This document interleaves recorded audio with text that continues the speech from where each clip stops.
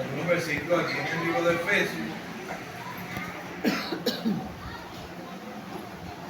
Y no continuando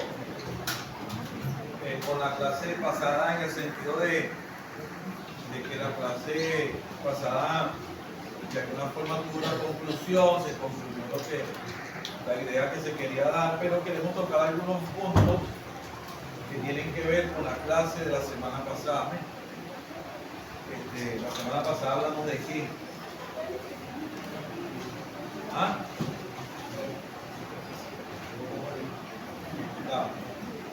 ¿De qué hablamos la semana pasada? O sea, sin título ni nada, simplemente de qué fue el tema, qué se trató el tema. ¿Qué fue el tema de la semana pasada, el domingo pasado? Hablaste de sacrificio. Del sacrificio, ¿verdad que sí? Y en particular de nuestro sacrificio como creyentes. Decíamos en la clase de la semana pasada que en cuanto a sacrificio por la expiación del pecado, ya él está completo en el sacrificio de Cristo. O sea, nosotros no podemos hacer ningún sacrificio que nos haga acepto ante la presencia del Padre. O sea, que vamos a decirlo así, que podamos decir, bueno, por tu sacrificio ahora Dios te ve con buenos ojos, o ahora eres perdonado. No hay ningún sacrificio, no hay ninguna acción, ninguna buena obra que nosotros podamos hacer para ser acepto ante el Padre. Ese sacrificio lo hizo Jesucristo en la cruz del Calvario, y ese sacrificio de justificación y redención se recibe por la fe, ¿sí? Pero explicábamos algo muy importante, porque sabe que muchos de los que de alguna forma discuten el hecho de que, usted sabe que hay personas hoy en día que hablan de que, bueno, somos salvos y ya estamos salvos, y entonces como usted está salvo no es necesario que haga nada porque ya usted está salvo. En pocas palabras, no importa la vida que usted viva, no importa si lo que usted hizo no fue muy agradable al Señor, igualmente usted está salvo. Eso tiene un error. Y para eso nosotros tenemos que irnos al antiguo pacto. Muchas personas cuando nos vamos al antiguo pacto, ¿sí? Cuando nosotros nos vamos a discutir alguna cosa en el antiguo pacto, muchas personas dicen, no, pero es que ese era el pacto de la ley. Y por supuesto que el pacto de la ley mosaica fue un pacto específicamente para el pueblo de Israel. Eso lo hemos hablado, que tiene un cumplimiento también en nosotros como cristianos, pero que fue un pacto específicamente escrito en tabla, como fue escrito específicamente para el pueblo de Israel, ¿sí? Pero ahí en la vida de Israel, o en la vida del pueblo antiguo de Dios, hay enseñanzas claras. El mismo apóstol Pablo, hablando de la iglesia de los Corintios, les dijo que muchos de ellos pecaron, muchos de ellos ofendieron a Dios, y empieza a especificar todas aquellas cosas que el pueblo hizo, y dice, y todas estas cosas quedaron escritas para nosotros. O sea, ¿para qué? Para que nosotros no pequemos como ellos, para que nosotros no hagamos lo que ellos hicieron. Y en esos versículos el mismo apóstol Pablo explica de que ellos estuvieron bajo las nubes, ellos bebieron del agua espiritual, comieron el pan espiritual, pero de la mayoría de ellos no se agradó Dios. Ahora, ¿cuál es la enseñanza que nosotros podemos sacar del pueblo de Israel para hablar este tema, y para hablar el tema encerrando el tema en lo que es la gracia? Bueno, lo primero que nosotros tenemos que decir es que la gracia, a pesar de que Jesucristo la sacó a la luz, como dice la palabra, en pocas palabras, nosotros tenemos que entender que hay personas que dicen, por lo menos principalmente cuando se nos trata desde un punto de vista dispensacionalista, se dice que hubo un periodo de ley y un periodo de gracia, y pareciera como que ambos periodos hubieran separado el uno del otro, ¿sí? A mí me gusta un poco más lo que la teoría del pacto, pues, porque en la teoría del pacto se sobreentiende que el mismo pacto que Dios hizo con Abraham es el mismo pacto que nosotros tenemos, ¿sí?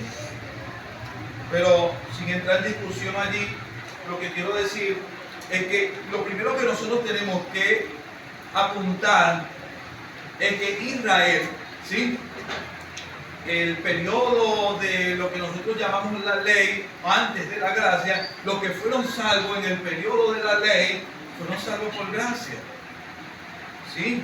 Y el mismo Señor testifica en el Nuevo Testamento de que los sacrificios que se ofrecían en aquel tiempo no cubrían, no limpiaban pecados. Quiere decir que los pecados de los antiguos fueron cubiertos, fueron sanados, fueron perdonados, no por los sacrificios de cordero que se ofrecieran, sino que fueron perdonados por el mismo sacrificio de Cristo, ofrecido muchos años después del periodo de la ley. Entendiendo estos dos puntos importantes, el mismo Habacuc, cerraríamos con ese gran versículo de Habacuc, donde dice: mas el justo por la fe vivirá, entendiendo de que sea en la ley, sea en la gracia, el justo ha de vivir siempre por la fe. Entendiendo esto, pasamos al periodo que ahora estamos entendiendo algo. Los sacrificios ofrecidos en la ley apuntaban a Cristo. Nosotros no podemos, en el periodo que estamos viviendo, vivir contrario a Cristo. Porque ¿qué sucedió? ¿Cuál fue la apostasía de Israel? ¿Cuál fue el pecado en que incurrió el pueblo de Israel? Bueno, el pecado en que incurrió Israel es que se fueron tras dioses.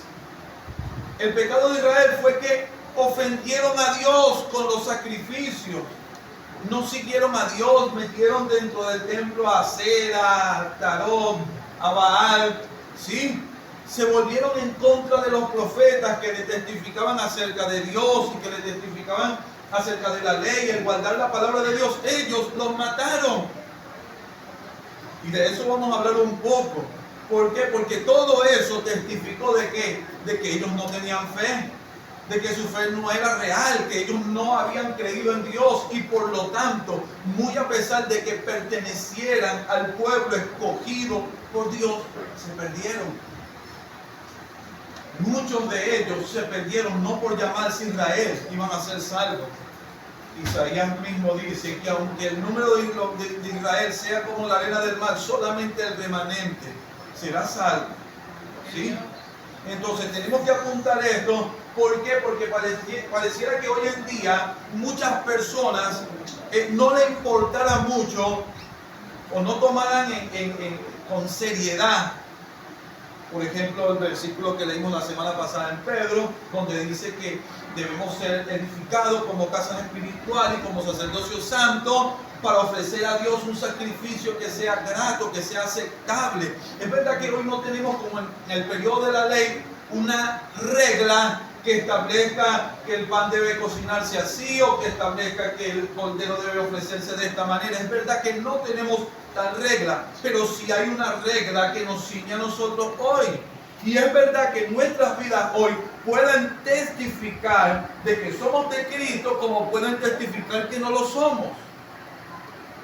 Y entonces, ahí donde el mismo Pablo dice que a los que hayamos llegado, sigamos toda una regla, tengamos un mismo pensamiento, porque es verdad que hay cosas que glorifican a Cristo, que glorifican a Dios, y hay cosas que no lo glorifican, ¿sí? Hay coros que podamos cantar que glorifiquen a Dios, como hay coros que podamos cantar que no lo glorifican, ¿sí? Hay enseñanzas que podamos dar desde un púlpito que glorifiquen a Dios, y hay enseñanzas que no lo glorifican. Hay situaciones que destruyen la grey, que destruyen la iglesia, que hacen daño, que son nocivas para la salud espiritual de la iglesia. Herejías destructivas, enseñanzas que alejan al creyente de la fe en Cristo, que lo alejan de la salvación, de la gracia, del conocimiento real de Cristo. Entonces, todo aquello que testifica de Cristo es lo que nosotros tenemos que, vamos a decirlo así, procurar, es lo que nosotros debemos seguir, es lo que nosotros debemos anhelar, todo aquello que testifique de Cristo, y es lo que es el tema que vamos a hablar. En los primeros versículos que leyó nuestro hermano en el libro de Efesios, que los primeros versículos lo vamos a tomar como punto principal aquí, dice, ¿lo tienen allí? Recuérdese algo, hermano. Antes de entrar a este versículo, nosotros tenemos que comprender, Jesucristo nosotros tenemos que verlo siempre, por ejemplo, en su vida aquí en la tierra. Nosotros tenemos que nunca olvidarnos de los dos aspectos de Jesucristo, ¿sí? Nosotros creemos que Jesucristo fue 100% Dios, 100% hombre. Lo creemos así, ¿verdad que sí? Nosotros no creemos que Jesucristo era un semidios como Hércules, ¿verdad? Que, vamos a decirlo así, fue como la divinidad, tuvo un hijo con una mortal y por esta causa salió un semidios. Jesucristo no era un semidios. Jesucristo era 100% Dios y era 100% hombre. Entonces, en algunas oportunidades, nosotros vamos a mirar a Cristo desde el punto de vista del hombre. Jesucristo mismo, desde el punto de vista de hombre, cuando le dijeron maestro bueno, Jesucristo dijo, el único bueno, no me llame bueno, porque el único bueno es el Padre que está en los cielos. Y Jesucristo estaba queriendo decir allí, bueno, Jesucristo simplemente quería que en esa oportunidad se le viera como lo que era un hombre, ¿sí? No estaba apuntando a su divinidad en ese momento, ¿verdad que no? Pero cuando se le apareció ya a Tomás, que Tomás se inclinó, mi Señor, mi Dios, allí estaba Jesucristo recibiendo también una adoración como Dios. Jesucristo en una oportunidad dijo a Felipe, bueno, si tú quieres ver al Padre, no has estado conmigo todo este tiempo. El que quiere ver al Padre, que me vea a mí. En pocas palabras Jesucristo dijo eso. Y podríamos decir también aquel versículo que él dijo, yo soy el camino, la verdad y la vida, nadie viene al Padre si no es a través de mí. O sea que Jesucristo en algunos versículos habló manifestando su divinidad. Pero en algunos casos Jesucristo habló también manifestando su humanidad. Y nosotros debemos saber hacer esa separación. En estos días en un mensaje decía algo que no debe ser tomado a malas interpretaciones. Yo decía que si Jesucristo no hubiera sido guiado por el Espíritu Santo podía pecar. Está hablando como hombre. Yo sé que era imposible que Jesucristo pecara en el sentido de que Dios, vamos a decirlo de esta manera, lo voy a decir de esta manera para que me pueda captar la idea. Dios envió a su Hijo al mundo a salvarnos de la condenación. Y yo le digo algo, si usted tiene a su hijo cae en un pozo muy profundo y usted necesita poner una cuerda para sacar a su hijo, usted no va a mandar una cuerda que de pronto no resista. Usted no va a tirar una cuerda que usted dice, bueno, vamos a ver si aguanta. No, dice, no, dame otra cuerda. Pero usted va a tirar una cuerda allí que resista el peso de su hijo y que pueda llegar hasta arriba, ¿verdad que sí? Bueno, vamos a entender esto. Es verdad que Jesucristo estaba en condición de hombre, que fue tentado y todo esto, ¿verdad? Pero déjeme decirle que Dios no arriesgó para salvarnos a nosotros. Y si bien es cierto que Jesucristo fue tentado como hombre, Jesucristo nunca iba a pecar. La fuerza de Dios estaba en él, el Espíritu Santo estaba en él. ¿Sí? No estamos hablando de su naturaleza divina, estamos hablando de su naturaleza humana. Jesucristo supo someterse a la vida del Espíritu, que era lo que yo quería decir en ese momento, ¿sí? Que por su sometimiento a la vida del Espíritu, Jesucristo como ser humano pudo vivir en esta tierra sin pecar contra Dios, que es el mismo ejemplo que intenta darnos a nosotros de que si vivimos por el Espíritu haremos morir las obras de la carne. Simplemente se dijo con ese propósito, ¿sí? Entonces, aquí en este versículo que vamos a leer, nos está hablando del sacrificio de Cristo. Y vamos a tratar de sacar algunos puntos allí que van a ser aplicados también a nuestras vidas como cristianos. Mire lo que dice. Sed pues imitadores de Dios como hijos amados. La pregunta es, la palabra nos dice ser pues imitadores de Dios. Dios está en el cielo. Dios es eterno. Dios es omnipotente, omnipresente. Dios es creador. Cuando la palabra está diciendo ser imitadores de Dios, ¿a qué se está refiriendo? Bueno, tenemos que seguir leyendo para ver a qué se está refiriendo. Dice, y andad en amor como también Cristo. Si nosotros queremos ver al Padre, ¿a quién debemos ver? Si nosotros queremos imitar al Padre, ¿quién tenemos que imitar? A Cristo. Y entonces, aquí nos pones entonces ese ejemplo de quién es al que vamos a imitar. Y dice, y andad en amor como también Cristo nos amó y se entregó. Óigase esto, hermano. No está hablando simplemente de que Jesucristo vino a cumplir la obra que el Padre le encomendó. O sea que vemos a Jesucristo muriendo, vemos a Jesucristo en aquel momento pidiéndole al Padre que si era posible pasara de él aquel momento, aquella copa. Y no era que Jesucristo estaba pidiendo esto del Padre porque no tenía deseo de morir o porque no nos amara.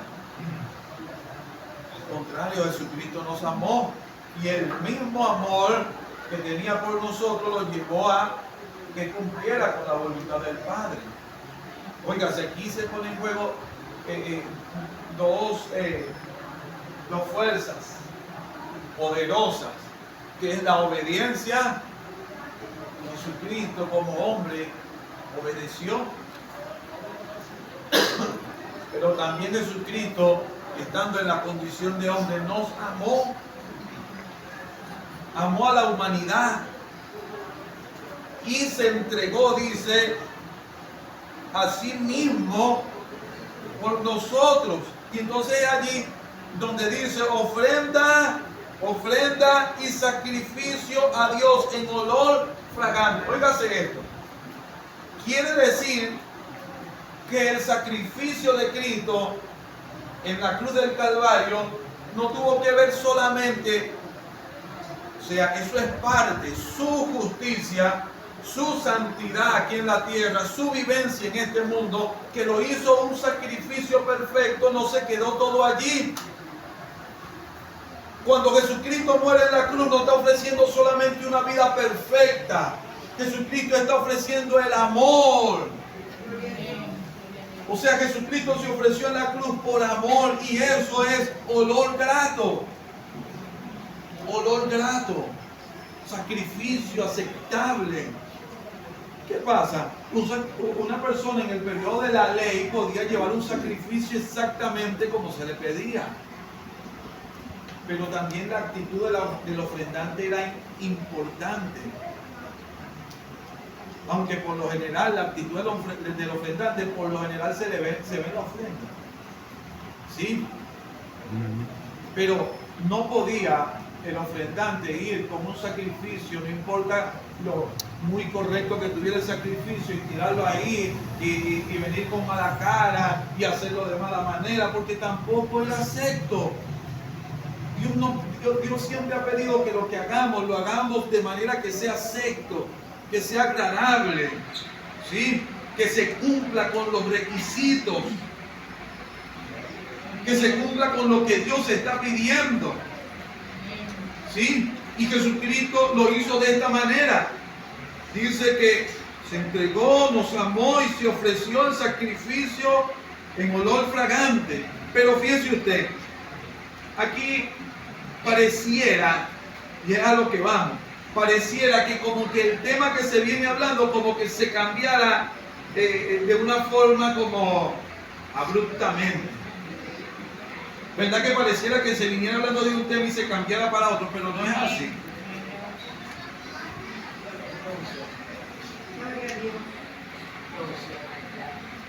Viene hablando del sacrificio de Cristo, pero después pareciera que salta al sacrificio de nosotros.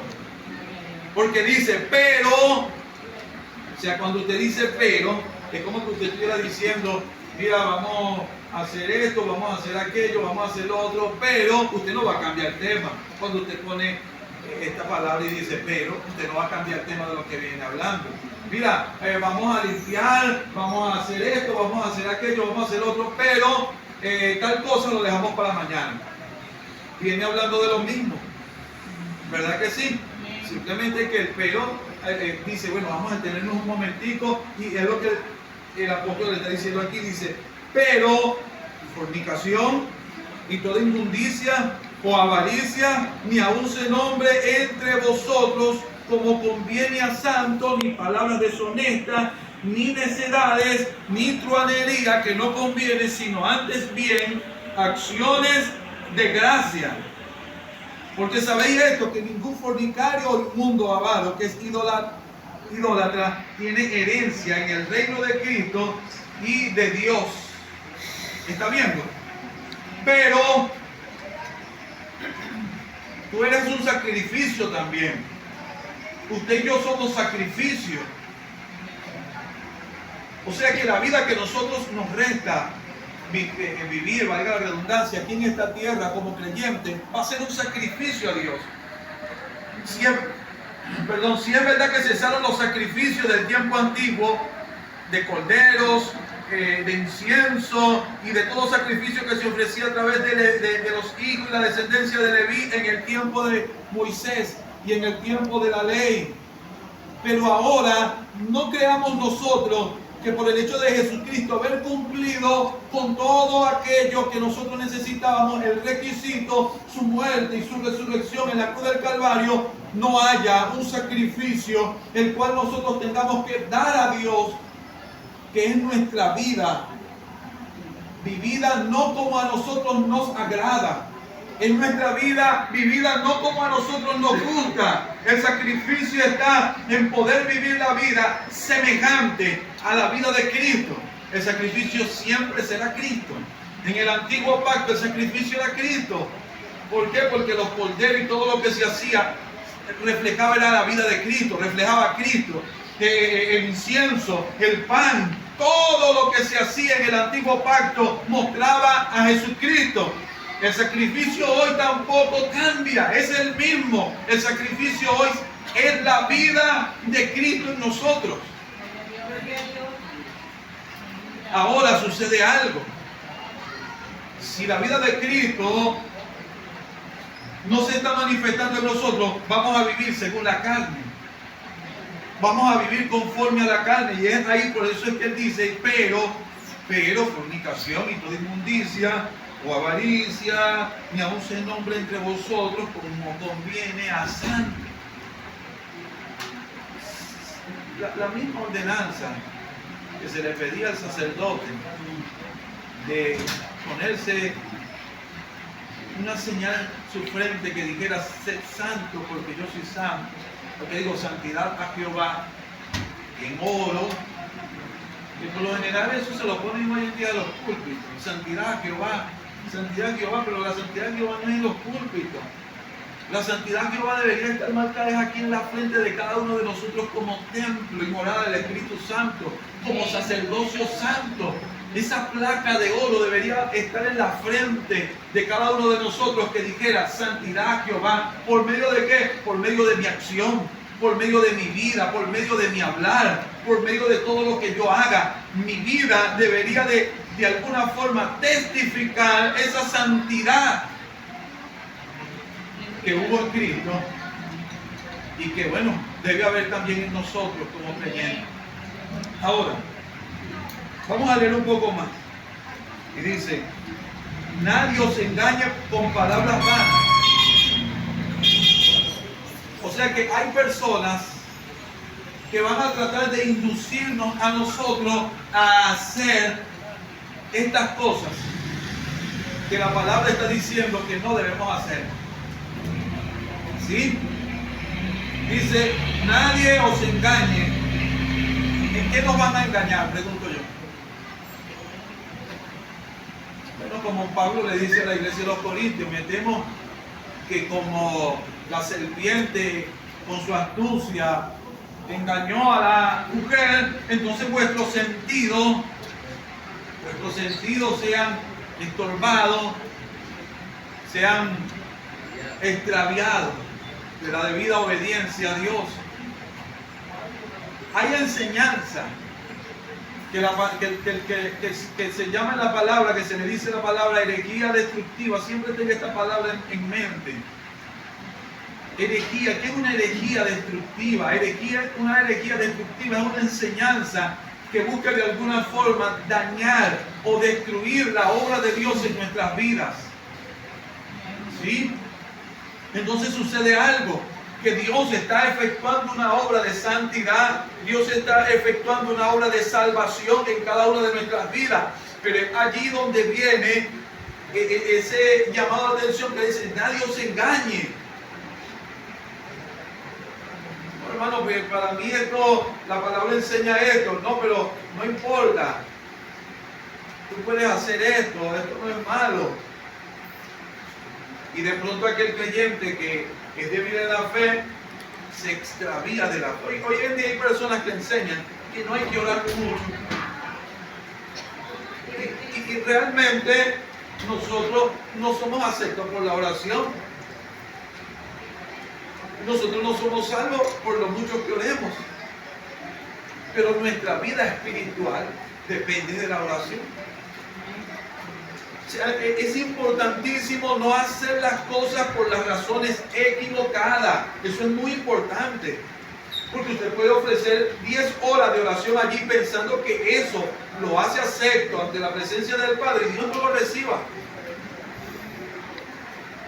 Pero no podemos tampoco ignorar el hecho de que una vida espiritual sin oración no subsiste, no se sostiene, termina derrumbándose. Y hay personas que enseñan que no hay que orar mucho. Hermano, ¿para qué orar tanto? ¿Para qué vas orando tanto? ¿Para qué vas a clamar? Hay personas que enseñan que para nuestros días no es el ayuno. Pero Pablo ayunó. Y era del periodo de la gracia, ¿verdad que sí? Pablo ayunó. Los creyentes del primer siglo ayunaron. La palabra lo demuestra escrito extrabíblico que los creyentes del primer siglo ayunaron. Pero hay personas que hoy en día dicen no hace falta ayunar. A esto se les puede responder, es verdad que el ayuno no es tampoco un sacrificio que me haga acepto ante la presencia de Dios, ya Cristo cumplió con él, pero yo necesito ayunar. Hay circunstancias que me obligan a ayunar y que me tienen que llevar a ir a la presencia de Dios en un estado de humildad, en un estado de dolor, y para eso es el ayuno.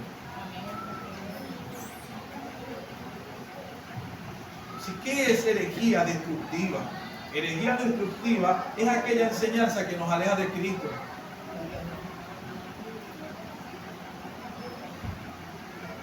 Todo lo que sea una tangente, todo lo que nos lleve, no importa cuál sea, óigase, no importa cuál sea el extremo. Acuérdese siempre de esto, hay dos extremos. Está el extremo del legalismo. El extremo del legalismo es una herejía destructiva. Pero está el extremo del liberalismo, del libertinaje. También es una herejía destructiva. Aquel extremo que nos lleva al legalismo nos vuelve esclavos del legalismo, nos hace esclavos de obras. Pero aquel extremo que nos lleva al libertinaje nos hace esclavos de diversos pecados. En ambos casos hay esclavitud. La libertad se encuentra en la gracia, en Cristo. Y es allí donde él le está diciendo, el apóstol le está diciendo, tengan cuidado con lo que le enseñan. Porque acuérdense que por esas cosas viene la ira de Dios. Y mire lo que dice. Nadie os engañe con palabras vanas, porque por estas cosas viene la ira de Dios sobre los hijos de desobediencia. Óigase, vamos a hacer un pare aquí.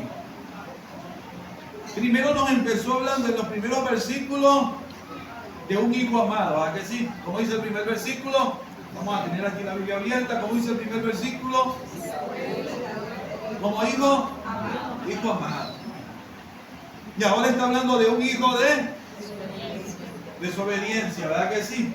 Vámonos un momento para Efesios capítulo 2 y vamos a leer algunos otros versículos. Efesios 2.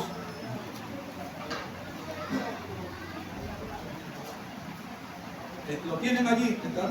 Y él dice, y él os dio vida a vosotros cuando estabais muertos en vuestros delitos y pecados, aquellas cosas por las cuales viene la ira de Dios sobre los hijos de desobediencia, ¿verdad que sí? En los cuales anduvisteis en otro tiempo, siguiendo la corriente de este mundo, conforme al príncipe de la potestad del aire, el espíritu que ahora opera en lo que hijos de desobediencia. Y dice, entre los cuales también todos nosotros vivimos en otro tiempo en los deseos de nuestra carne, haciendo la voluntad de la carne y de los pensamientos, y éramos por naturaleza hijos de ¿qué?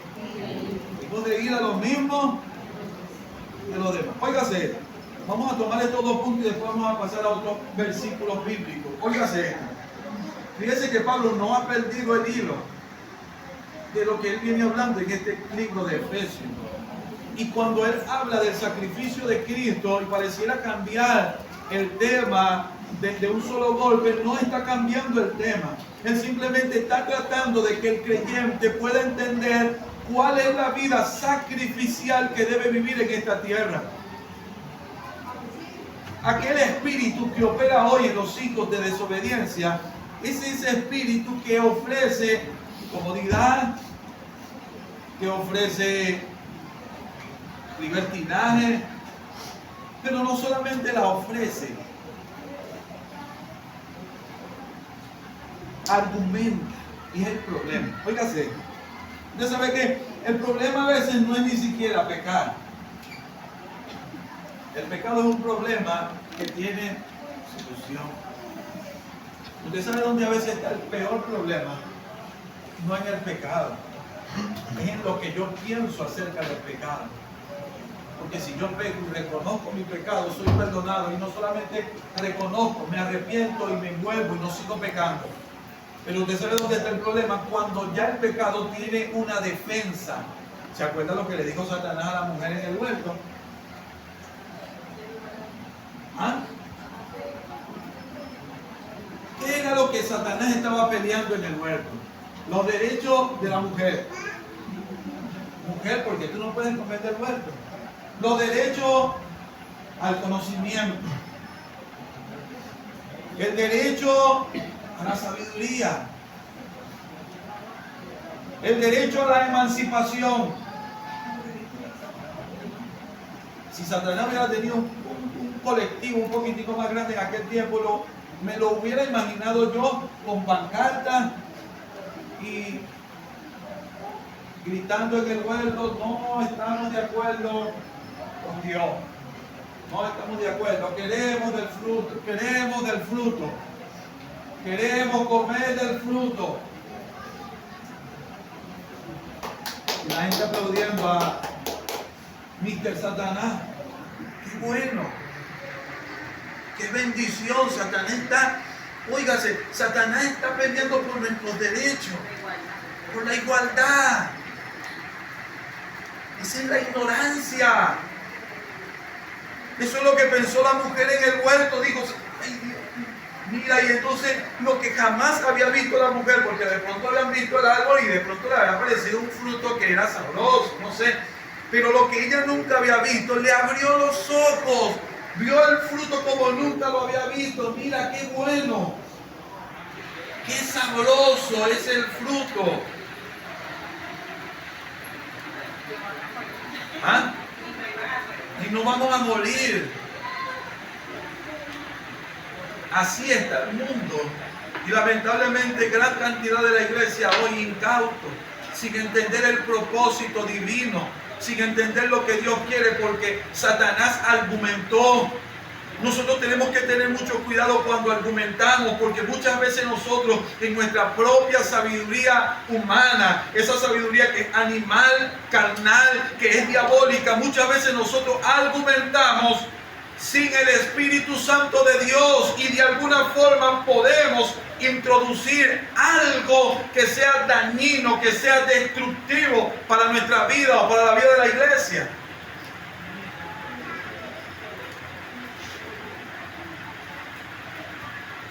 Y ahí está Satanás, ese espíritu del que está hablando el apóstol Pablo en el capítulo 2 de Efesios. Ese espíritu es el espíritu que argumenta en el corazón del creyente a veces. Cuando nosotros escuchamos alguna enseñanza o cuando nosotros, usted no ve que hay enseñanza que se da aquí en este lugar, que se explica y que se habla con todo lujo de detalle, y luego habemos creyentes que al poco tiempo estamos haciendo lo contrario a lo que se enseñó allí. Yo me imagino, no hay que sea así, a muchos creyentes diciendo, bueno, yo sé que el hermano habló de esto, pero a mí no me parece que sea así. Yo lo voy a hacer de esta manera. Yo voy a tomar esta decisión. Yo pongo Netflix en mi casa. ¿Cuál es el problema? El hermano habló de eso. Yo pongo Netflix en mi casa. A mí no me importa.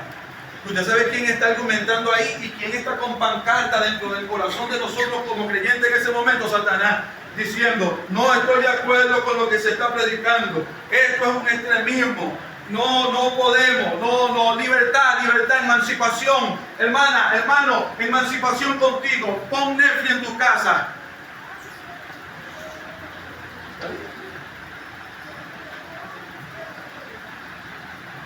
Hermano Frank. ¿Cómo? La argumentación que estás hablando. El argumento, ajá. El engaño que habla ese versículo es el engaño con palabras malas. El engaño. Sí. Siempre es mentiroso el engaño. Es falso, no tiene, carece de espiritualidad, de edificación, y no sé qué. Pero lo que traía el diablo en el principio era eso. Eso que hay Ajá. la argumentación de él fue vana porque el hombre murió. El resultado fue. No pasaron tantos años cuando ya Caín había matado a él.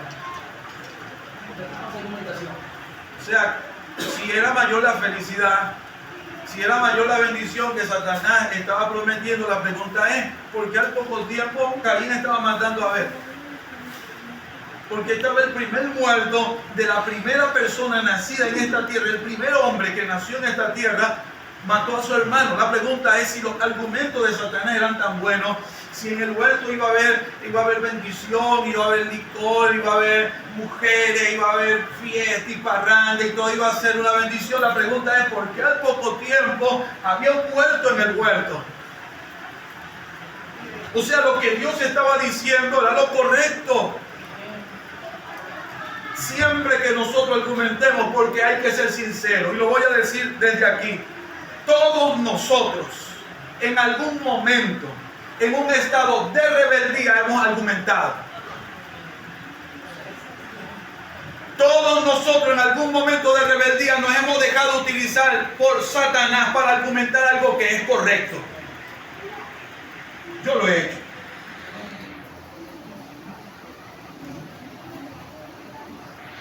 No, pero esto no me parece que es así. No, pero esto no me parece, esto es así, yo creo que es de esta manera. Y al poco tiempo, entonces, recogiendo aquello que sembré por argumentar algo que era correcto, que de pronto a lo mejor no me lo estaban diciendo en la mejor manera, o que no me lo estaba diciendo como me gustaba, pero Dios no siempre nos va a mandar a decir las cosas como nos guste o como nos agrade. Muchas veces nosotros vemos al que predica o vemos a aquella persona que nos regaña o que nos llama la atención o que nos dice algo, y por lo general nosotros desechamos a la persona y desechamos el consejo. No, hermano, si no le gustó mucho la forma de ser de la persona, a lo menos analice lo que le dijo.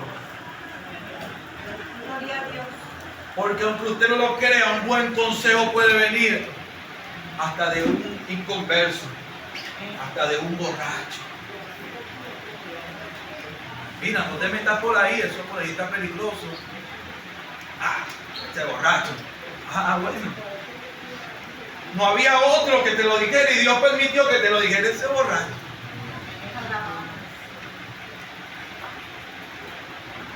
Porque Dios utiliza hasta una burra. ¿Sí? Dios utiliza un animal, Dios utiliza...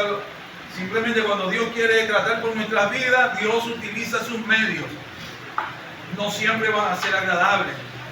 No siempre van a ser los medios pero Dios va a utilizarlos. ¿Por qué? Porque nuestra vida debe ser, mientras vivamos en esta tierra, mientras caminemos en este mundo, una ofrenda que se acepta ante la presencia de Dios. No acepta para mí, no acepta para los hermanos, no acepta para el mundo, sino que mi vida tiene que ser acepta ante la presencia del Padre. Gloria a Dios. ¿Usted sabe por qué gran cantidad de los cantantes hoy en día, de los que nosotros vemos que cantan y de los predicadores se parecen tanto al mundo? Porque ellos necesitan que el mundo les dé like, ellos necesitan que el mundo les diga me gusta, me agrada tu predicación, me agrada tu música, y terminan, vamos a decirlo así, cediendo a los pedidos del mundo y no a lo que Dios pide. Por lo general, cuando nosotros hacemos lo que Dios manda, un reducido grupo de personas va a sentirse agradado con lo que nosotros prediquemos o cantemos o hagamos. Debe cantantes hoy, que antes cantábamos otro género de música, cantando reggaetón. ¿Por qué? Eso es lo que le gusta a la gente. Eso es ahí donde está el dinero, donde está la fama. Saben que es una basura esa música, saben que esa música no sirve, que hace daño, que es nociva, saben todo eso, pero ¿por qué la cantan? Bueno, porque es lo que se vende. Entonces, fíjense usted el contraste que está haciendo el apóstol Pablo en esta enseñanza, porque es muy necesario. Es muy necesario, es imprescindible que nosotros lo veamos. Y dice, volvemos al capítulo 5. Nadie os engañe con palabras malas. No siempre vamos a ser engañados por otros, muchas veces vamos a ser engañados por nuestro propio corazón. Tengamos cuidado con la voz de nuestra conciencia o de nuestro propio corazón. Y dice, no seáis pues partícipes con ellos, porque en otro tiempo, y ahora va a poner otra figura, primero puso hijos obedientes, hijos de luz, en otro versículo que no lo hemos leído aquí, pero ahora está diciendo, porque en otro tiempo erais tiniebla, mas ahora soy luz en el Señor. Bueno, entonces, en pocas palabras, si son luz en el Señor, anden como hijos de luz. Vamos a leer algunos versículos aquí sobre los hijos de ira, para que usted lo anote. Deuteronomio 32:20. Búsquelo allí, Deuteronomio 32:20. El Señor exhortando a su pueblo Israel.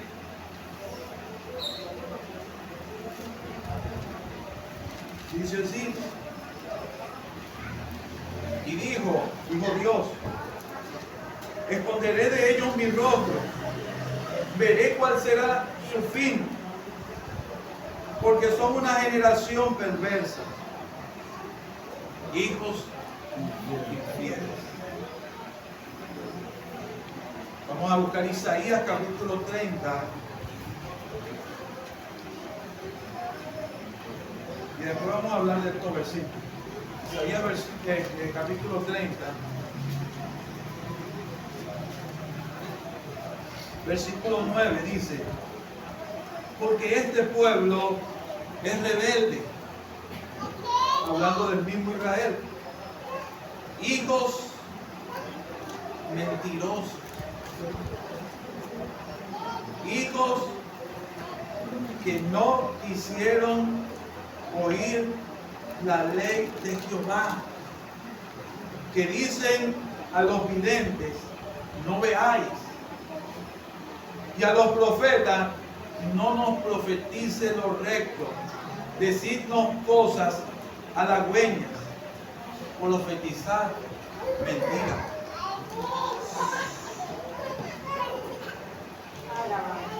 Después hablamos de estos versículos. Estamos hablando de Israel. Estamos hablando de Israel, Isaías 57.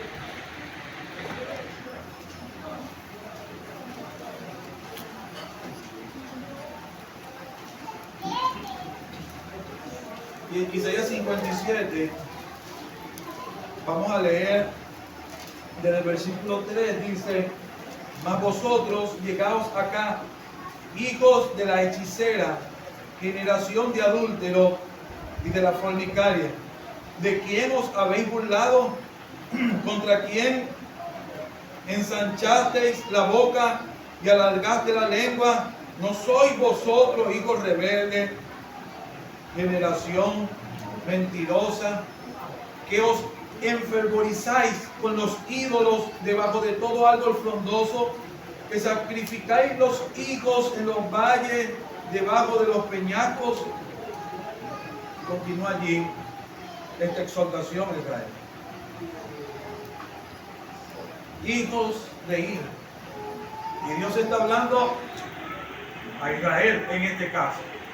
Lo que a mí me llama la atención es que ese mismo espíritu del que el apóstol Pablo está hablando en el capítulo 2 de Efesios, es el mismo espíritu que operó en donde, en el huerto, ¿verdad que sí? O sea que vamos a entender esto. El mismo espíritu que hoy opera en los hijos de desobediencia, operó en el huerto, llevando a la mujer a pecar contra Dios y llevando al hombre a comer del fruto. Luego nosotros nos vamos a encontrar que el mismo Israel, el mismo pueblo que Dios había escogido, el mismo pueblo al que Dios había llamado, también estaba bajo el hechizo, bajo el encanto de ese espíritu del que estamos hablando. O sea, hermanos, debemos entender esto. A veces nosotros pensamos que lo malo es aquello que es extremo, ya el adulterio, la fornicación. O pensamos que en aquellos ambientes donde se mueve Satanás, simplemente son en aquellos ambientes terroríficos como los que presentan las películas de terror o el Halloween. No, hermanos. La palabra dice que Satanás se viste como ángel de luz.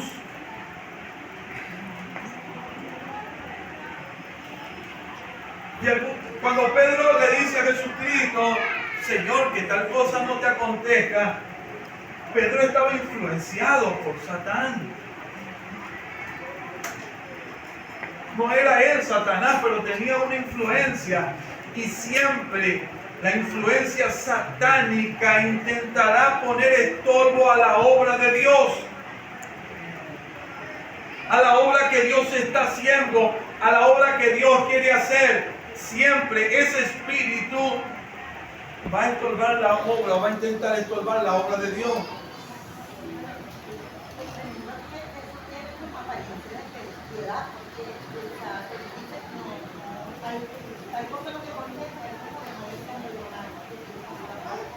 Exactamente.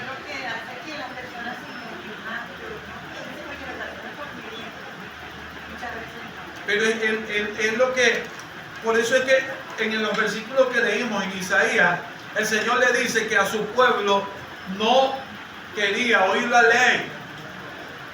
Cuando nosotros nos volvemos personas que amamos la ley de Dios,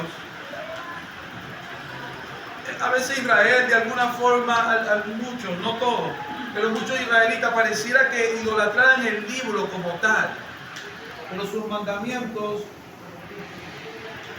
no les interesa, a muchos de ellos, no todos, pero a muchos de ellos no les interesan los mandamientos que aquí están. Lo tienen como un amuleto. Pero nosotros debemos amar el libro y lo que en él está. Y cuando nosotros amamos la palabra de Dios, difícilmente nosotros seremos engañados. Porque aparte de eso, el Espíritu Santo está allí guiando nuestras vidas y nuestros corazones. Pero cuando nosotros no amamos la palabra de Dios, cuando nosotros no amamos el espíritu de la palabra, fácilmente seremos engañados por cualquier corriente. Porque Satanás no se va a presentar con cacho y con cola. Satanás siempre se va a presentar, como le estoy diciendo, sus derechos. Ay, tienes problemas con tu esposo. Ay, mujer. Y la abraza y le dice, no, ese hombre sí es terrible, ese hombre es malo. ¿Qué estás persiguiendo? ¿Qué estás intentando? Que el hogar se rompa, que el hogar se destruya. No le está diciendo a esa mujer, mira, escúchame esto, si es cristiana vamos a orar, vamos a pedirle a Dios, vamos a intentar restaurar ese hogar, que Dios haga la obra, porque acuérdate de esto, si tú te dejas de ese hombre, posiblemente después vas a pasar a otro.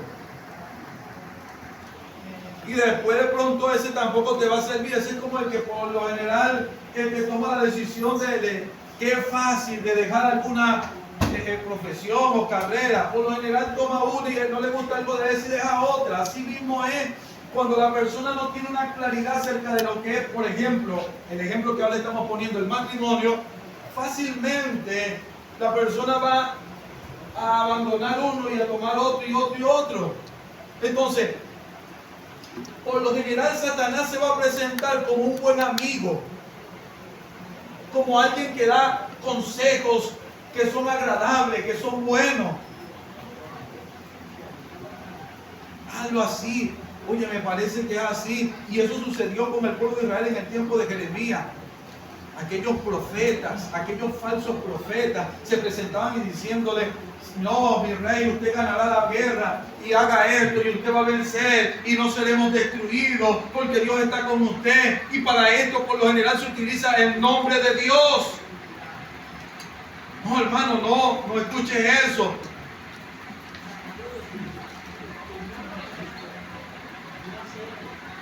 Hoy en día, lamentablemente, hermano, las personas prefieren oír una profecía de cualquier loco que aparezca por ahí que escuchar la palabra de Dios.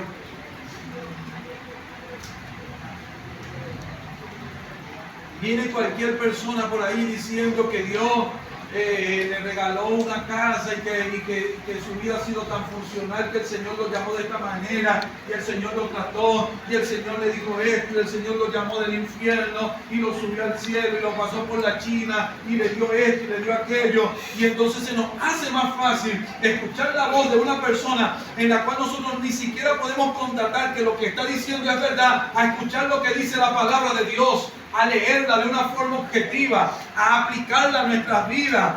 No, preferimos escuchar lo que cualquiera nos pueda decir por ahí. Estudia, te va a ir bien, la cosa viene mejor y el Señor va a bendecir tu casa, va a bendecir tus hijos, va a bendecir. No, hermano. Escuchemos lo que dice la palabra, porque le soy sincero. Si no estamos andando en luz, si no estamos andando vamos a decirlo así, en la libertad a la que Dios nos llamó a que vivamos, las cosas no van a ir bien. Las cosas irán de mal en peor. Tropezaremos una y otra vez. Porque el tropiezo por lo general es para el pie del desobediente.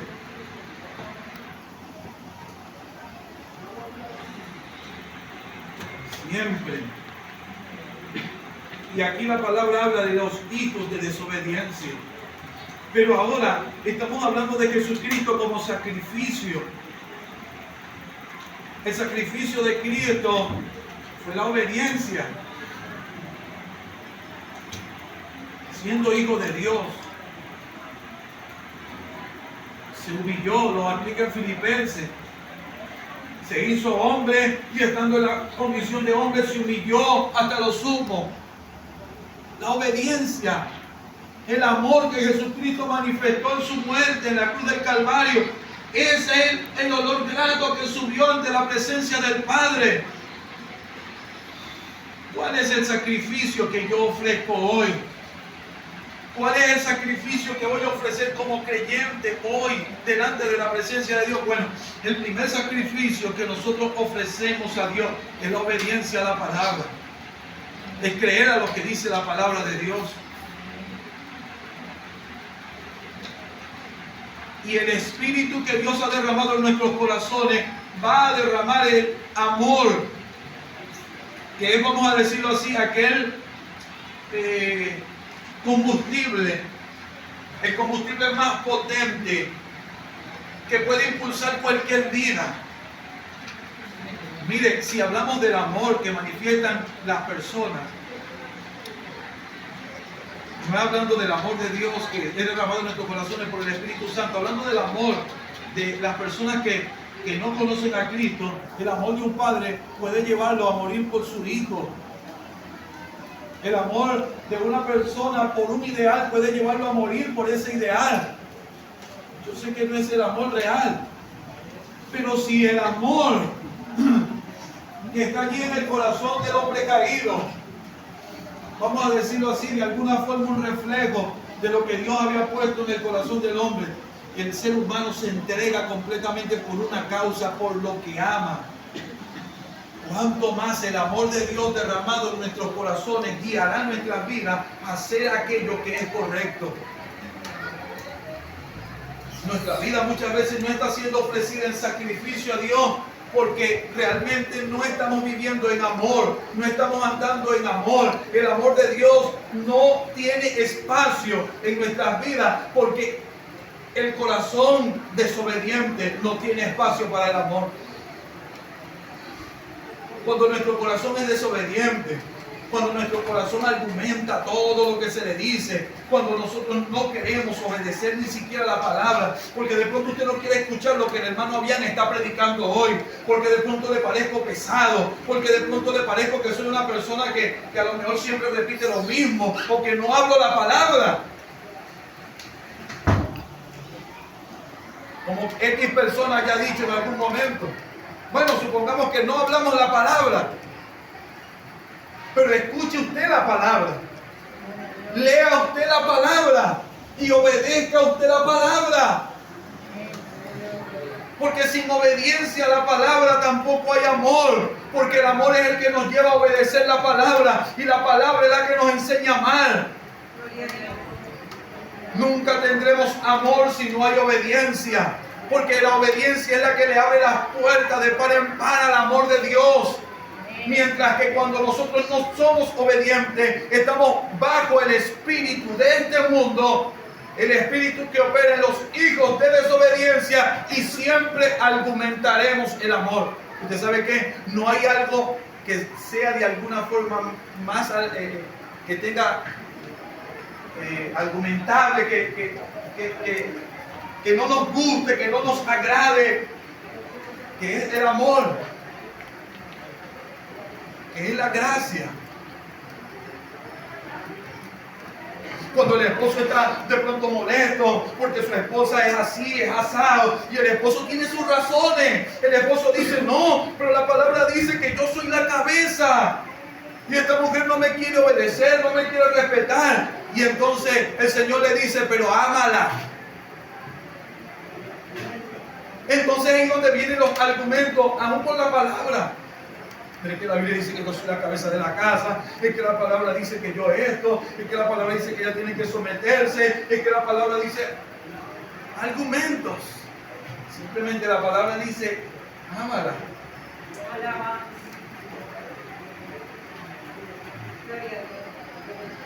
Jesucristo fue enviado por el Padre a morir por los peores pecadores. ¿Cuál fue el argumento? No hubo argumento. Él se entregó a sí mismo en amor por nosotros, para salvarnos. Ayer yo veía un video que me gustó demasiado, me conmovió, de un hombre que está sentado allá en un juicio en los Estados Unidos. El hombre parece que era el asesino de múltiples personas. No sé si sería un asesino en serie o sería una persona que mató a varias personas, pero lo cierto es que allí en el pleno juicio estaba el hombre con aquella cara así como sin arrepentimiento, vamos a decirlo así, sentado en aquel juicio, mientras que la familia de los muertos, de las personas que las víctimas le decían, tú debes ir al infierno, porque parece que allá le dan oportunidad de que ellos hablen, pues, y le dicen, tú debes ir al infierno porque eres esto, y tú eres aquello, tú eres un monstruo, tú eres aquello. Y llega un momento en que se para un señor, anciano, de barba, y le dice al hombre, aquí hay muchas personas que te odian. Él también era familiar de una de las víctimas, pero él le dice, aquí hay muchas personas que te odian, pero yo no soy una de ellas. Le dice, se me ha hecho difícil estar a la altura de mis creencias, pero lo que Dios me enseña a mí es a perdonar. Y le dijo al hombre que lo perdonara. Aquel hombre arrancó a llorar. ¿Por qué? Porque él no merecía perdón, él no merecía ser amado. Él muy bien podía recibir aquellos insultos, aquellas cosas que le pudieran decir las personas, porque él bien sabía que se merecía eso y más. Pero cuando vino aquella persona con amor, y cualquiera de nosotros pudiéramos argumentar y decir, pero esa persona no merece ser amado porque hizo esto, porque hizo aquello. Esa persona no merece ser perdonada porque hizo aquello y lo otro.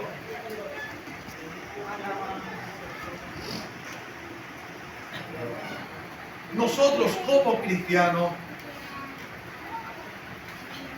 ojo con esto, hermano. Nosotros como cristianos siempre debemos ponernos del lado del perdón y del amor. Hay creyentes hoy, y me disculpa con lo que voy a decir, espero no herir la sensibilidad de ninguno, pero hay creyentes hoy haciendo así por la cantidad de personas que están muriendo allá por el mano de Israel. Óigase, ¿por qué? Porque es el pueblo de Dios. ¿Por qué? Porque, óigase, usted me perdona, hermano, y usted me va a disculpar, pero el lugar de nosotros tiene que ser orar por los que están muriendo en Gaza y orar por los israelitas también, y sentir tanto dolor y tristeza por aquellos que están sufriendo allá y también por los de Israel. Amar a uno como al otro. ¿Usted sabe por qué? Porque usted y yo ni éramos Israel. Para cualquier judío o musulmán, usted y yo éramos perros y cerdos, eso éramos nosotros. Y Cristo, con su gran amor, con que nos amó, nos salvó, y no solamente nos salvó, sino que nos trajo a su gracia y nos hizo hijos de Dios. Entonces, aquellas personas que están sufriendo allá también merecen que nosotros clamemos por ellos, que Dios tenga misericordia. Amén.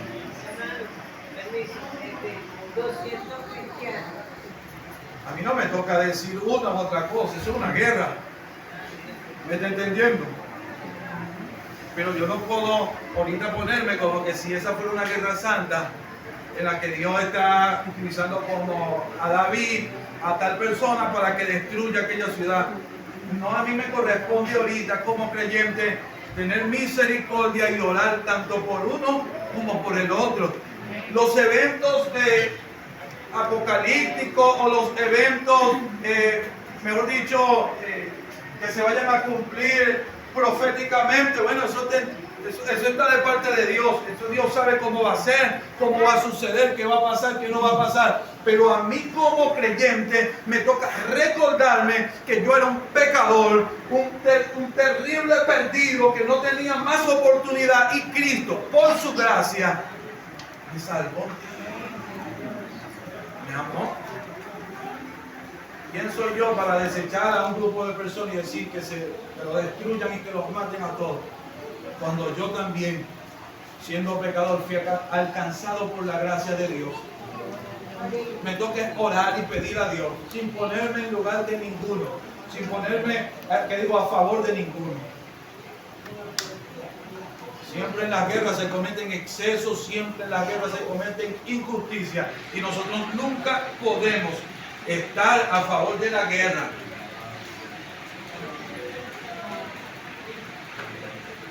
Amar y orar. Hermano, pero cuando Dios en la guerra del Armagedón, bueno, eso ya será Cristo, ya eso es otro evento, hermano, eso es otra cosa. Sí. Es Cristo mismo. Ahora es Cristo. El justo, el santo, el que fue golpeado y maltratado, el que murió. Él sí hará justicia. Su destrucción irá directamente a los que tienen que ir.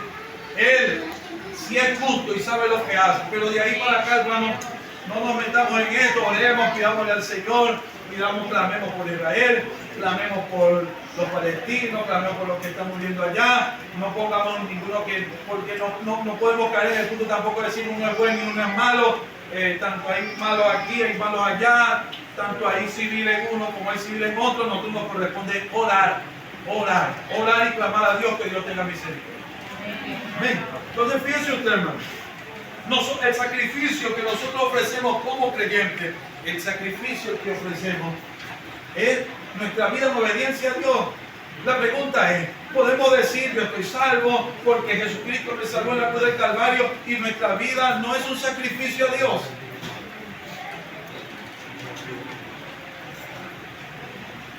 Y no tenemos comunión con Cristo, no le amamos, no le seguimos, no caminamos con Él, nuestra vida no se asemeja a la de Él. Podemos decir que estamos salvos si no estamos caminando con Cristo.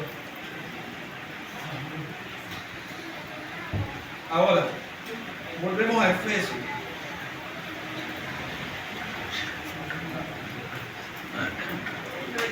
Hay unos detalles aquí que vamos a tomar. Porque en otro tiempo, el versículo 8, erais tinieblas, mas ahora soy luz en el Señor. Andad como hijos de luz.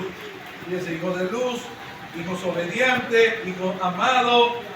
Porque el fruto del Espíritu es en toda bondad, justicia y paciencia, comprobando lo que es agradable al Señor.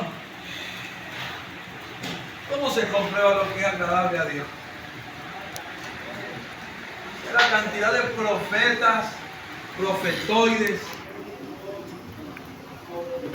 que hay hoy en día. Entonces, para yo saber lo que es agradable a Dios, yo tengo que escuchar lo que dice el profeta Ovalle. Para yo saber lo que es agradable al Señor, tengo que escuchar lo que dice el profeta X, el profeta tal. Para yo saber lo que Dios quiere de mí, entonces yo tengo que escuchar a estos profetas locos. No, hermano.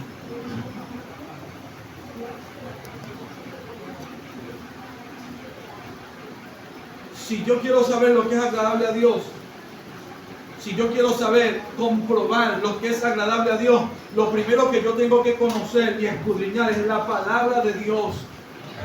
Y segundo, ir a la oración para que la palabra que Dios habla a mi vida sea catalizada en mi corazón. No quiere decir que como cuerpo no seamos edificados por el que predica. No quiere decir que como cuerpo no seamos edificados por el pastor, por el que habla. Como cuerpo somos edificados hasta por un nuevo creyente. Podemos llegar a ser edificados si Dios así lo quiere. Pero para yo comprobar lo que es agradable a Dios, usted sabe la cantidad de cosas que hoy se están predicando, cosas que jamás aparecían en la palabra de Dios, cosas nuevas, cosas locas. Hay unciones de todo tipo. Lenguas que parecen demoníacas. Danzas que parecen de brujería. Tantas cosas que se están metiendo en la iglesia. Están destruyendo la pureza y la santidad de la iglesia. Y no hay nadie que pregunte, ¿será que esto es agradable a Dios? No hay nadie que diga, hermano, ¿será que esto es bueno delante de Dios? Pues sí hay algunos, pero usted sabe que por lo general le dicen, cállate la boca, porque a ti no te corresponde. Cállate la boca, porque vas a blasfemar contra el Espíritu de Dios, supuestamente el Espíritu de Dios. Y entonces las voces terminan siendo cerradas, las voces terminan siendo calladas. ¿Por qué? Porque alguien le dijo algo, le inculcó un temor a aquella persona que dijo, eso me parece extraño. Hermano, esa danza yo la veo como sensual, hermano, pero es que a mí no, en la Biblia no habla en ningún lugar de danza, hermano, pero es que la palabra no enseña esto, y por qué esta persona está haciendo esto, y por qué esta profecía, y por qué aquello, y por qué no hay quien, eso sí hay que argumentarlo. Suficientes bases tenemos en la palabra para argumentar todas estas cosas.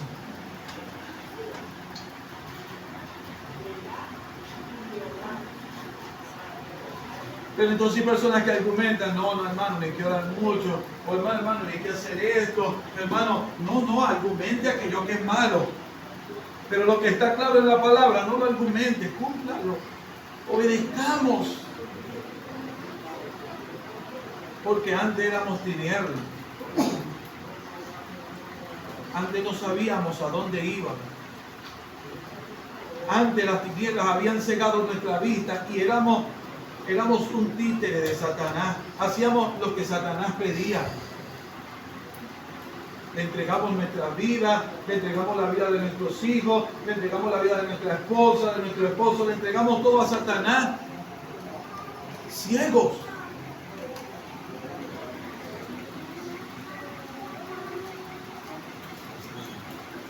Pero ahora soy luz. Comprobando. ¿Cómo se comprueba lo que es agradable a Dios?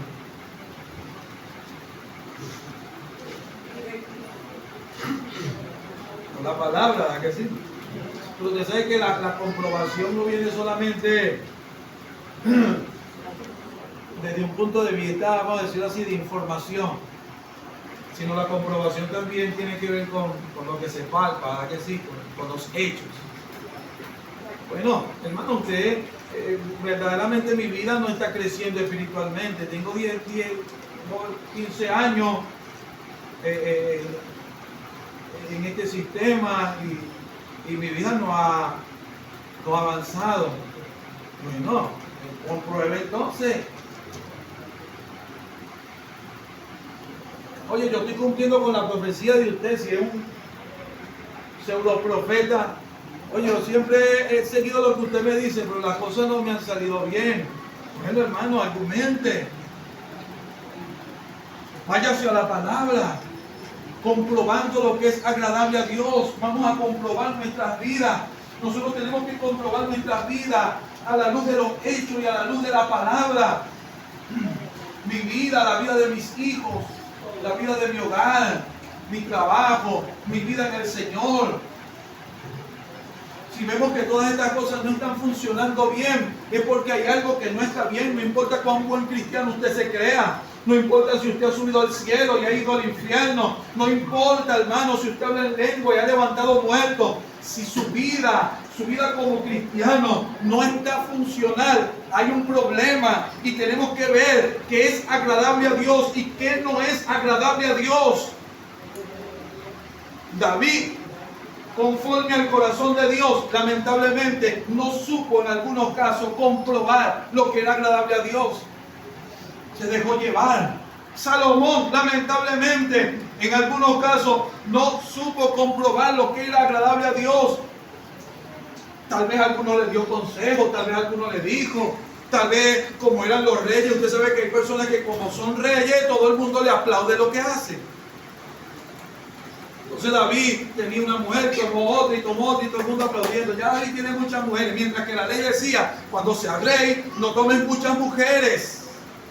La ley lo decía, pero de pronto no había ninguno que se le acercara a David, que le dijera a David, ven acá, tú estás violentando la ley.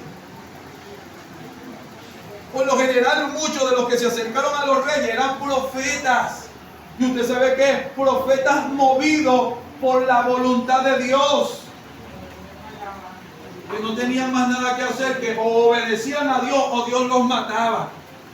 Preferían morir en la mano del rey que en las manos de Dios. Algunos de estos profetas, mientras que otros simplemente lo hacían, pues vamos a decirlo así, como Jeremías, que decía que el Espíritu de Dios era un fuego y los profetas eran movidos, y la Biblia dice también que si Dios habla, ¿quién no profetiza?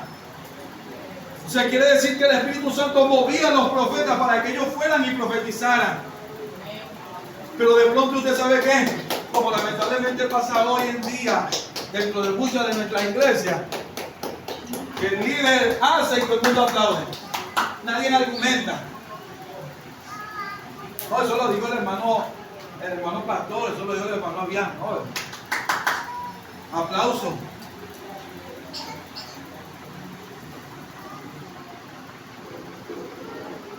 Apláudele porque lo dijo el profeta, lo dijo el pastor. La palabra.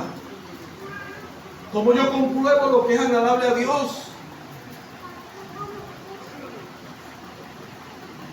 Dice la palabra aquí, mire, comprobando lo que es agradable al Señor, y no participéis en las obras infructuosas de las tinieblas, sino más bien reprendedlas.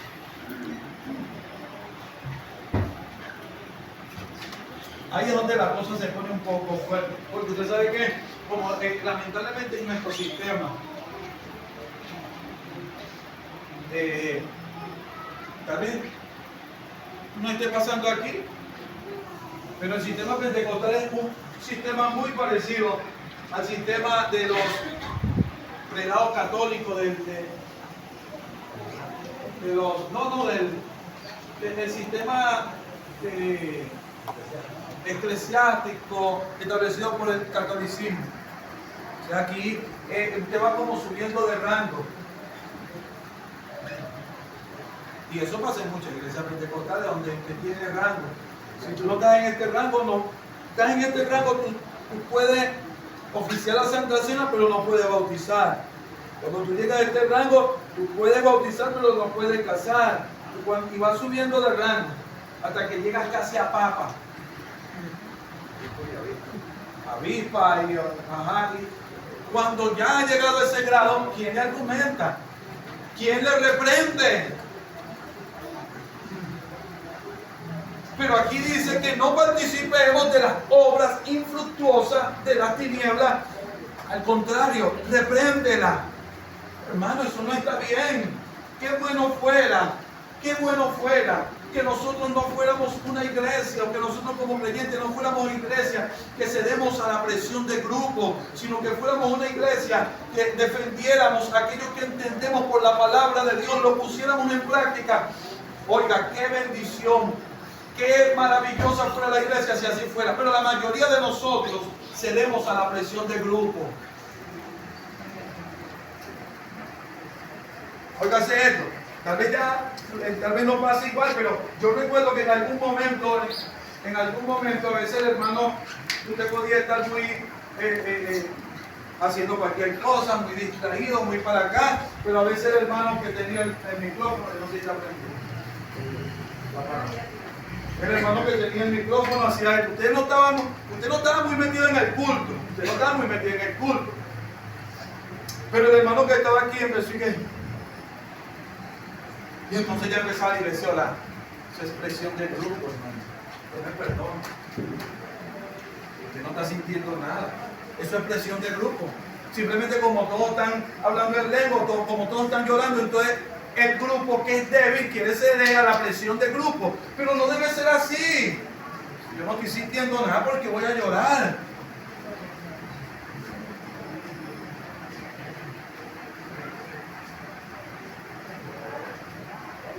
Si yo nunca he hablado en lengua, ¿por qué tengo que hablar en lengua? Juro, ¿por qué?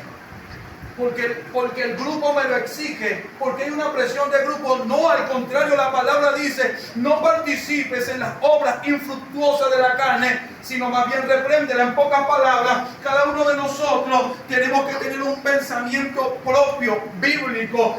Está bien, que esté enmarcado en lo que es correcto, pero cuando yo tengo ese pensamiento, yo veo algo, como dice la misma ley Levítico, que dice, no aborrecerás a tu hermano en tu corazón, no aborrecerás a tu hermano en su corazón, hablarás con él, lo vas a corregir. Es decir, yo no puedo tener algo dentro de mi corazón y no decírselo a mi hermano. Entonces, si así fuéramos, entonces nosotros se moviera más, hermano, venga acá, hermano, no me parece lo que usted hizo. Hermano, mire, discúlpeme, pero esa palabra que usted dijo a mí no me agradaron. ¿Cuántas personas a veces de una misma predicación, una misma enseñanza se van inconformes con algo que se dijo y son incapaces de acercarse al hermano aparte, sentarle y decir, hermano, a mí esto que usted dijo me pareció que estaba fuera del lugar, ¿por qué no hacerlo?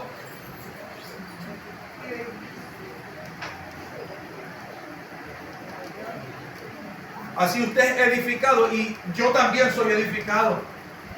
Así usted crece y yo también crezco porque es un cuerpo. Yo edifico a la iglesia, o Cristo edifica a la iglesia por medio de mí, y yo soy edificado por medio de la iglesia, porque aquí nadie es más que nadie. Entonces no cedemos a la presión de grupo.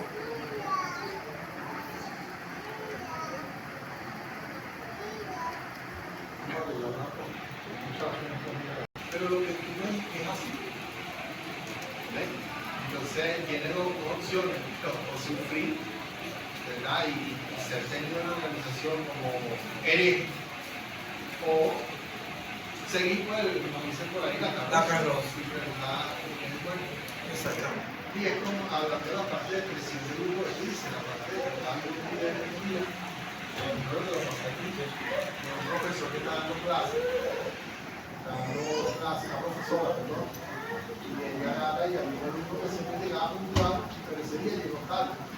Y ella quería demostrar que a veces la presión nos lleva a hacer. Y ella agarró una carpeta, era verde, yo cuando yo le pregunto a ustedes que toda esta carpeta parece que es azul. Y empezó, llegó el muchacho, tal, y cuando entró, y empezó a preguntar, y cada uno decía, la carpeta es azul, azul, azul. Y después le preguntó a él. Y él se quedó así, viendo a todo el mundo y dijo, bueno, azul.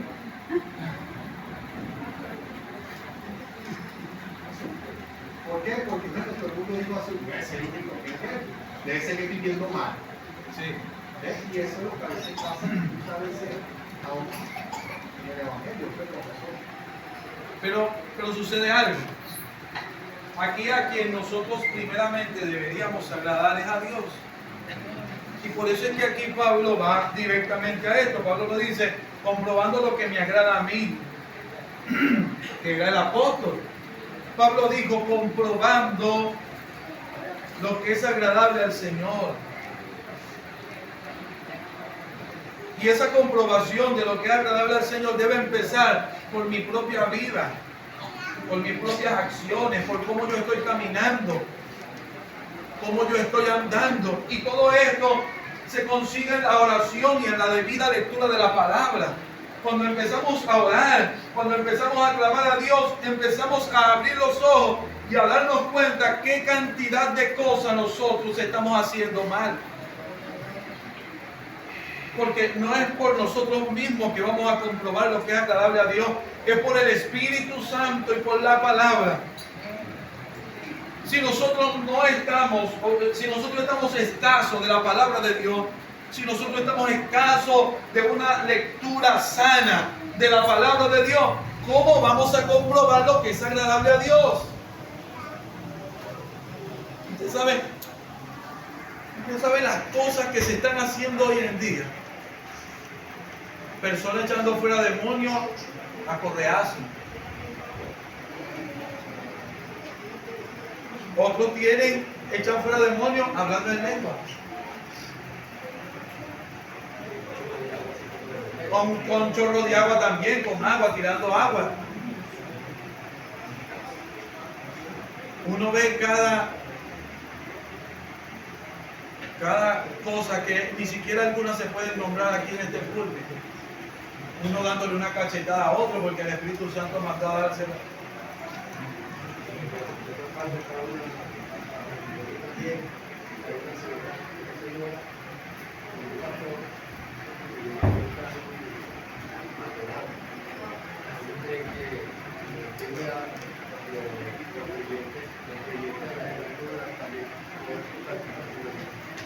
Sí.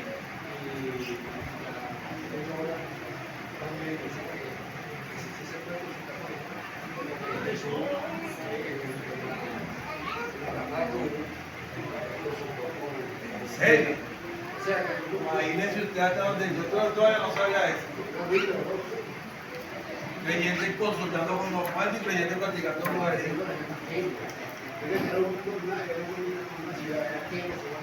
La señora se llama que. ¿Ah? Díganme usted. Por ahí yo escuché de también un hombre que había muerto y que venían unos pastores, no sé si era de Dominicana, y que a resucitarlo para que el pastor le dijera cómo había muerto o algo. Bueno, yo lo decía. Eso es palería. Los pareros, los santeros hacen eso con sus muertos. Lo levantan y el muerto le dice lo que le pasó, quién fue el que lo mató. Y eso es brujería. Sí, pero el problema no está en la persona que tenga el pie. El problema está en que la iglesia aplaude.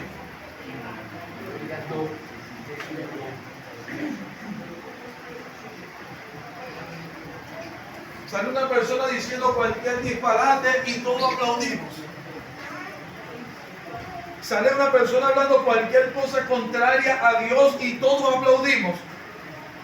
Y todos decimos amén.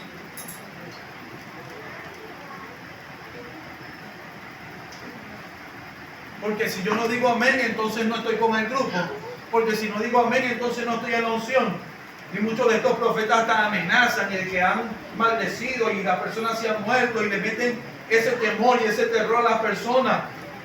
Usted sabía que eso tiene mucho que ver con la predicación pentecostal. Usted sabía que la predicación pentecostal a veces es tan agresiva porque eso es lo que procura, eso es lo que está buscando dentro de los que están oyendo allí. Cuando yo tengo una retórica que también en algún momento la predicación puede ser osada, como Pablo lo fue con los Gálatas, pero eso no va a ser todos los días. ¿Por qué tanta gritería? ¿Por qué tanta amenaza? ¿Usted sabe por qué? Porque de esa manera yo puedo mantener al grupo que está allí agachando la cabeza y diciendo amén y gloria a Dios, asustados.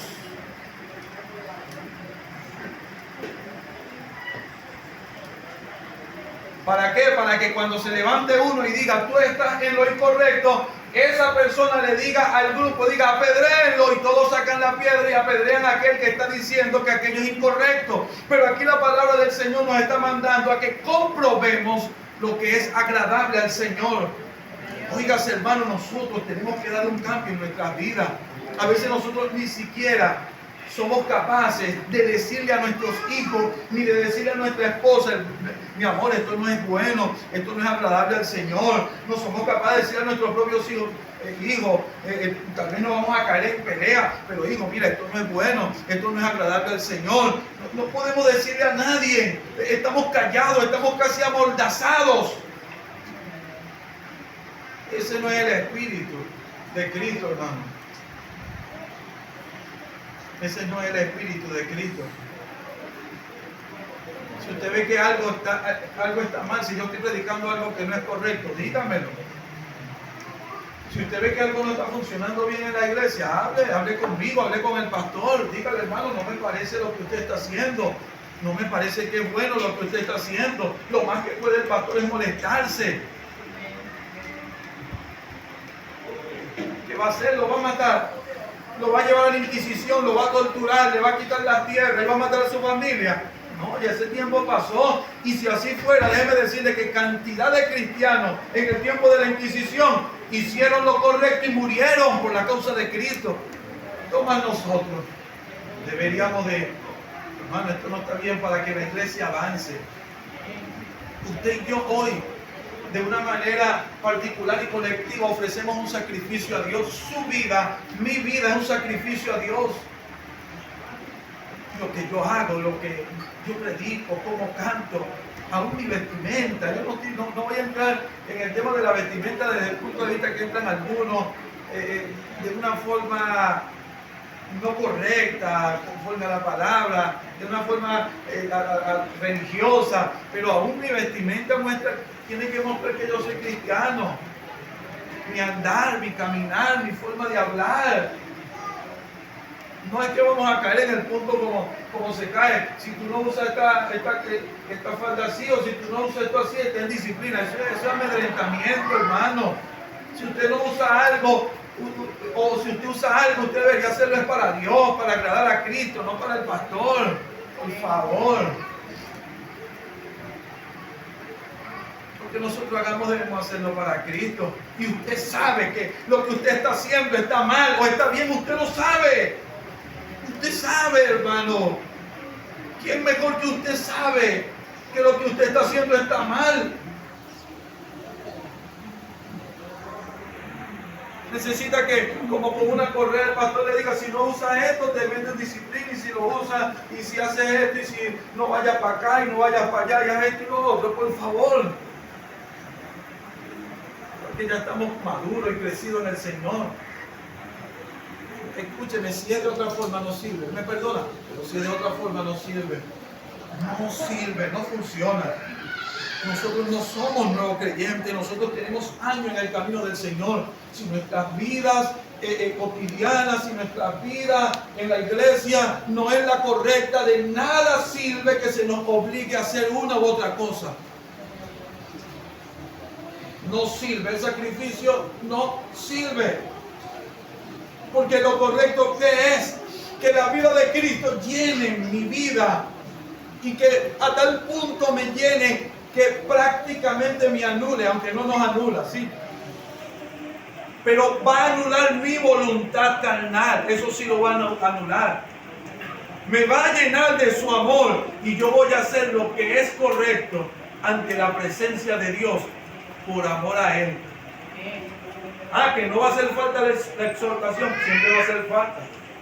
Siempre vamos a tener necesidad de que alguien nos exhorte, de que alguien nos corrija, de que alguien nos hable en amor, bajo la dirección del Espíritu Santo. ¡Gloria a Dios! Pero de ahí a que vivamos, mira, no guste, no toque. Tienes 20 años, tienes 50 años y todavía preguntándole al pastor si puedo hacer esto, si puedo hacer lo otro, y le consultamos a todo el mundo por el trabajo, por el colegio, por la carrera que vamos a agarrar. Hermano, será como que hubieran gurú aquí en la iglesia, como que hubieran personas que son los que van a guiar nuestros pasos. Y 20 años en el Señor, 30 años en el Señor, y no conocemos por la palabra la voluntad de Dios, lo que Dios quiere para mi vida. No entendemos nada de la palabra. Déjeme decirle que entonces lamentablemente usted me perdona con lo que voy a decir. Hemos perdido el tiempo.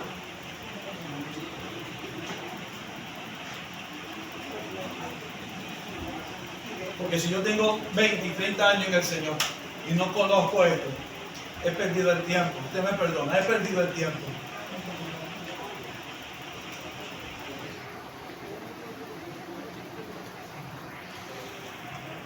Lo que pasa es que lamentablemente muchos de nosotros nos acostumbramos a la vía fácil, el gnosticismo.